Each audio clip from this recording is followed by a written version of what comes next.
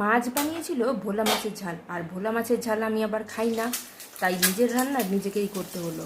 ডিমের অমলেটের ঝোল বানিয়ে নিলাম। ভেবেছিলাম গোল হবে, হয়ে গেল লম্বা। দেখি নেক্সটটা কি হয়।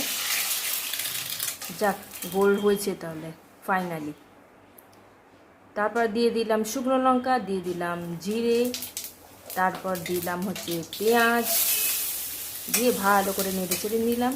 দিলাম হলুদ, আমি আরেকটু হলুদ দিয়েছিলাম অবশ্য, 1 চামচ জিরে, তারপরে ভালো করে নেড়ে চেড়ে নিলাম। দিলাম কাঁচা লঙ্কা, আদা রসুনের পেস্ট, দিয়ে আবার টমেটো দিলাম, দিয়ে ভালো করে আবার নাড়াচাড়া করলাম। নুন দিলাম, মিষ্টি দিলাম, জল দিলাম, বাস কষে নিলাম।